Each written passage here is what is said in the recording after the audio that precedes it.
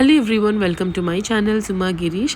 నేను ఇంట్లో ఇవాళ పిజ్జా ప్రిపేర్ చేశాను. పిజ్జా బేస్ నేను చేయలేదు, బయట నుంచి తెప్పించాను అనమాట. కానీ దీనికంటే బెటర్ మనం ఇంట్లో చేసుకుంటేనే అని అనిపించింది. ఎప్పుడైనా ఇన్స్టెంట్గా చేసుకోవడానికి పిల్లలు పిజ్జా అని అడిగినప్పుడు అలా 15 మినిట్స్లో బేక్ చేసి ఇచ్చేయచ్చు అనమాట. దీన్ని ఎక్కువ బేక్ చేసినా కూడా చాలా క్రిస్పీ అయిపోతుంది. సో అలా సాస్ వేసుకొని బాగా స్ప్రెడ్ చేసుకోవాలి. ఒకవేళ పిజ్జా సాస్ కానీ లేకపోతే రెడ్ చిల్లీ సాస్ని, టొమాటో సాస్ని మిక్స్ చేసుకొని వేసుకోవచ్చు.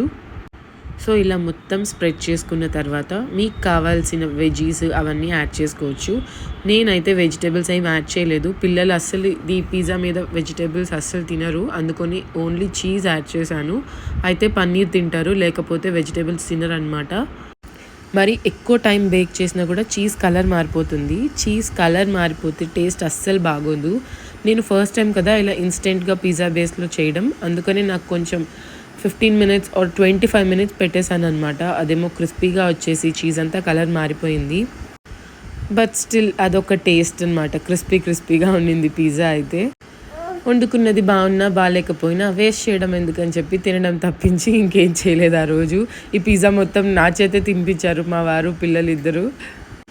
ఇలా అల్యూమినియం ప్యాన్ మీద బటర్ ఆర్ ఆయిల్ కానీ వేసుకొని ఈ పిజ్జాని పెట్టేసుకోవాలి.